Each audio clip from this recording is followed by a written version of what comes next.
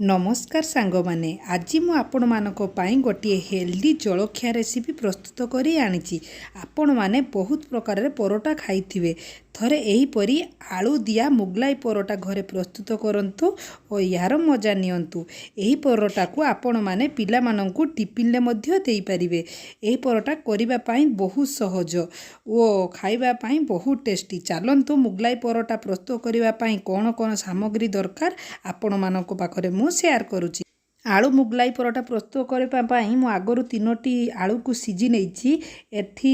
मु गोटे गाजर को कुरी नहीं गोटे बीट को कुरी नहीं गोटे टमाटो काटी नहीं 2टी पियाज को नहीं ओ अदा रसुण काटा नहीं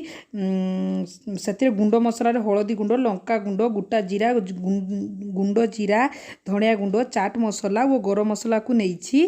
मु एठी परिबा नहीं आपण माने चाहिए खाली आलू रे करि परिबे परिबार ने हेल्दी हबो वो खाइबा पई बेसी टेस्टी लागियो सेथिबाई मु गाजर और बीट को रखिछि। एबे परोटा प्रस्तुत करिया पई मु गोटिए बाउल मैदा को नेछि सेथिरे मु किछि तेल और स्वाद अनुसार लुण और कला जीरा को देली आपण माने चाहिए कला जीरा स्किप मध्य करिवे से सब को देई भल्लो से गुळै देली वो 15 मिनिट पई तेल ता ऊपर देई कवर करी रखी देली भल्लो से परोटा स्मूथ होवा पई। एबे परोटा रे दबा पई स्टफिंग तयारी करबा स्टफिंग तयारी करिया पई मु गैस रे गोटे कढ़ाई रे किछि तेल को देली तेल देला परे मु सेथिरे काटी रखितिबा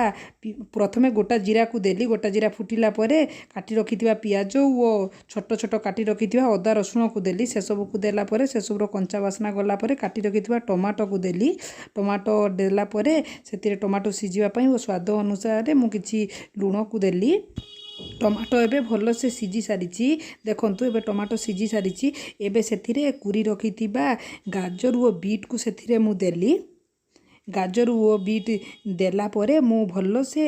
मसला सहित भल्लो से गुळै देली मसला सहित भल्लो से गुळै नेबी। आपण मानकु एही मुगलाई आलू दिया मुगलाई परोटा केमिति लागिला कमेंट बॉक्स रे जणाइबे वो भलो लागितिले घरे ट्राई करिवे वो आपण सांग मानका सहित शेयर मध्य करिवे। एबे सेथिरे मु रखिथिबा गुंड मसला को सेथिरे सब देई देली मु चाट मसला एथि पई देइची चटपटा टिके लागिबा पई आपण माने चाहिले स्किप मध्य करि परिवे वो अल्प लेंबू मध्य देई परिवे चाट मसला जगार। एबे आगरू 3टी आलू को मुझे सिझे रखी से सब को हाथ में भल से मुझे चकटी नहीं एबे से सब को देली से सब को देला परे मु मसला सहित भल से गुळै देली। एबे स्टफिंग प्रस्तुत हो सारी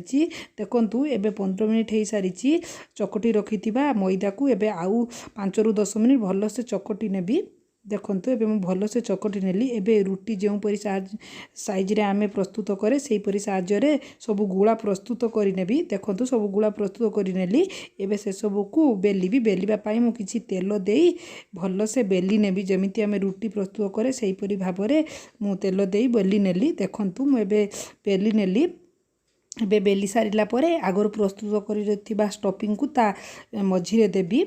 स्टफिंग देला परे एमिति देखंतु भल से मु फोल्ड करि नउची जेमिति मु फोल्ड करछि आपण माने सेही परी भाबरे फोल्ड करिवे। देखंतु पानी मु दुई पाखरे देली काहे कि ना पानी देले खुलिबो नाही परोटा देखंतु देखंतु प्रथम परोटा बे प्रस्तुत हो सारी एबे सेही परी मु सब परोटा को प्रस्तुत करि नेबी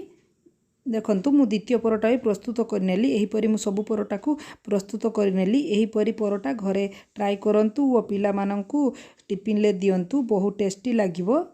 ओ खाइबा पई बहुत हेल्दी मध्य। देखंतु एबे मु सब परोटा को प्रस्तुत करि नैची एबे ए सब को फ्राई करिबा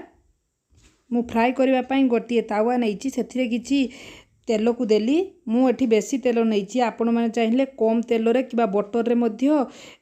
परोटा को फ्राई करि परिबे। देखंतु मु देला परे तेल गरम होला परे प्रथमे करिथिबा मुगलाई परोटा को तेल रे देली तेल रे देला परे गोटिए बाट होला परे मु अन्य पट को लेउटे देली वो एपट सेपट पाख साइड भल से मु तेल रे भल से फ्राई करि नेली। देखंतु मु एबे भल से फ्राई करि नैची देखंतु परोटा केते सुंदर फुलुची ओ खाइबा पई बहुत टेस्टी मध्य होइथिला। एहीपरी भाबरे मु सबु परोटा को प्रस्तुत करि नेबी देखंतु प्रथम परोटा एबे प्रस्तुत हो सारी मु काढ़ी रखिली एहीपरी मु सबु परोटा को प्रस्तुत करि नेली। ଏହିପରି ନୂଆ ନୂଆ ଭିଡ଼ିଓ ଦେଖିବା ପାଇଁ ଆପଣମାନେ ଯଦି ମୋ ଚ୍ୟାନେଲକୁ ସବସ୍କ୍ରାଇବ୍ କରିନାହାନ୍ତି ପ୍ଲିଜ୍ ସବସ୍କ୍ରାଇବ୍ କରିନିଅନ୍ତୁ ଓ ପାଖରେ ଥିବା ବେଲ୍ ଆଇକନ୍କୁ ଦବି ଦିଅନ୍ତୁ, ଯାହାଫଳରେ ଆପଣମାନେ ମୋର ନୂଆ ନୂଆ ଭିଡ଼ିଓ ସର୍ବପ୍ରଥମେ ଦେଖିପାରିବେ। ଦେଖନ୍ତୁ ଏବେ ସବୁ ପରଟା ପ୍ରସ୍ତୁତ ହୋଇସାରିଛି। ଏହାର ମଜା ନିଅନ୍ତୁ, ଘରେ ଟ୍ରାଏ କରନ୍ତୁ।